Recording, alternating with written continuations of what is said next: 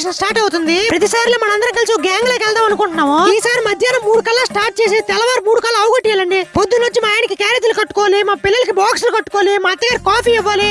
నువ్వు ఇచ్చిన కాఫీలు ఎక్కువైపోయి కానీ ముందు కిట్టిపాటి డబ్బులు ఏడ్చేసో చెప్పు. ఎవరితో నువ్వు కిట్టిపాటి డబ్బుల గురించి మాట్లాడుతున్నావు? ఇందాక నుంచి చూస్తున్నావా? ఏమే లక్ష్మే రాత్రి అంతా ఇక్కడే గేట్ ముందు మంచం వేసుకుని పడుకోవాలా? ఎవరు పడితే వాళ్ళు వచ్చి బైకులు కూడా పార్కింగ్ చేస్తారు మన ఫ్లాట్ లోనే.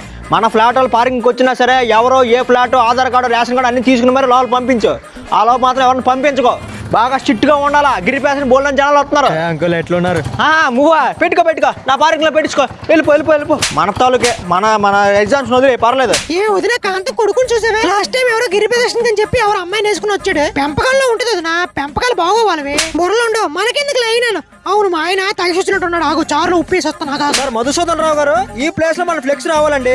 మన అనిల్ రావిపూడి ఫ్యాన్స్ అసోసియేషన్ అని చెప్పి అక్కడ ఫ్లెక్స్ రావాలి. ఆ ప్రసాదాలని ఇక్కడ పెట్టుకుందాం మనం. అవును సార్, ఇక్కడ ఒక 3 టేబుల్ వేస్తే బాగుంటది. బాగుంటది. టేబుల్ పెట్టి ఇక్కడేమో పులిహార, ఇక్కడేమో దర్దోజనం, ఇక్కడేమో మన దేవి గారు చేసిన పర్వాన్నం. సార్ మోహన్ రావు గారు ఏంటంటే దెక్క కష్టపడిపోతున్నారు. అదే సార్ షోల్డర్ వర్కౌట్ చేస్తున్నాను, కాళ్ళు ఎందుకో పట్టేస్తున్నాయి సార్. ఏంటి మరి గిరిపేషన్కి వస్తారా అయితే సరే? ఈసారి రాలేను సార్, వయసు అయిపోయింది. లాస్ట్ టైం తోటలో కూడా కుట్టిసాయి, కష్టం. ఈసారి మీరు వెళ్ళిపోండి సార్. సరేలేండి, ఎదురు అపార్ట్మెంట్ శ్రీదేవి గారి బ్యాచ్ తో కలిసి వెళ్ళిపోతానులేండి. ఏంటంటే శ్రీదేవి గారు బ్యాచ్ తో వెళ్తున్నారా? సార్ అయితే నేను వస్తాను సార్. పర్లేదు సార్, నేను వస్తాను.